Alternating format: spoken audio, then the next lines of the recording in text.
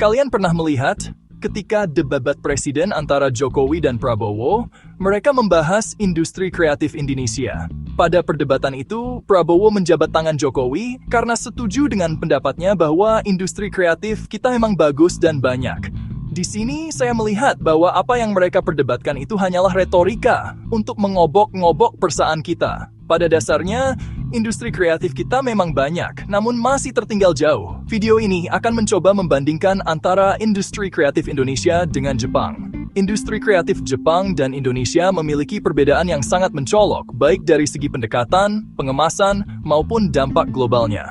Jepang telah lama dikenal sebagai negara yang mampu mengangkat budaya lokal menjadi produk kreatif yang mendunia. Contohnya sangat jelas. Ninja, samurai, bahkan permainan tradisional seperti gangsing, semuanya berhasil dikemas ulang menjadi ikon global melalui media seperti anime, manga, dan mainan. Ini bukan hanya soal hiburan, tapi soal membangun ekosistem kreatif yang menyatu dengan budaya dan teknologi. Sementara itu, Indonesia masih tertinggal dalam hal ini. Kartun lokal seperti Adit and Sopo Jarwo memang memiliki niat baik untuk menyampaikan pesan moral, namun seringkali terasa terlalu menggurui dan tidak relevan dengan perkembangan karakter yang logis. Karakter seperti Sopo dan Jarwo yang digambarkan sangat ceroboh dan tidak berkembang dari episode ke episode, membuat penonton dewasa sulit untuk merasa terhubung. Kita mengetahui bahwa saat kita menonton TV, kita tahu itu hanyalah hiburan atau bohong-bohongan. Jadi saat kita menonton TV, kita ingin dibohongi. Film yang berbohong yang baik adalah yang mendekati kenyataan. Tetapi bila kita lihat pada karakter Sopo Jarwo, karakternya terlalu dibuat-buat. Mana ada orang seceroboh dan sebodoh itu dalam dunia nyata.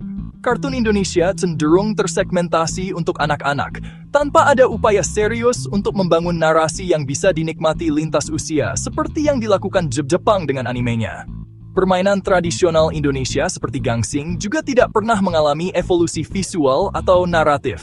Dari dulu hingga sekarang, bentuk dan cara bermainnya tetap sama, tanpa ada usaha untuk menjadikannya bagian dari cerita yang bisa menginspirasi atau membangun dunia imajinatif.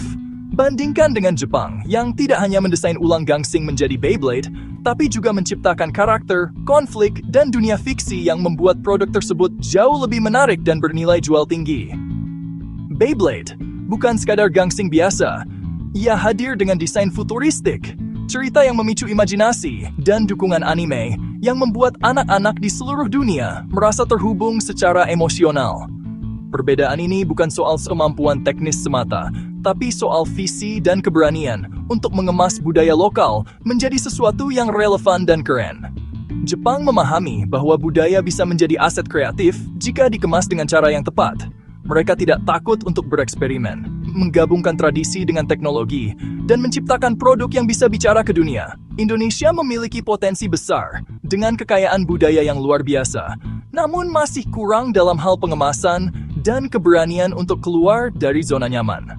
Melalui video ini, kita ingin mengajak penonton untuk melihat lebih dalam bagaimana Jepang membangun industri kreatif yang berakar pada budaya, namun mampu menjangkau pasar global. Dan bagaimana Indonesia bisa mulai belajar untuk tidak hanya membuat kartun atau produk hiburan, tapi membangun ekosistem kreatif yang kuat, relevan, dan membanggakan. Bukan untuk meniru Jepang, tapi untuk menemukan cara kita sendiri dalam membangkitkan imajinasi dan identitas budaya yang bisa bersaing di panggung dunia.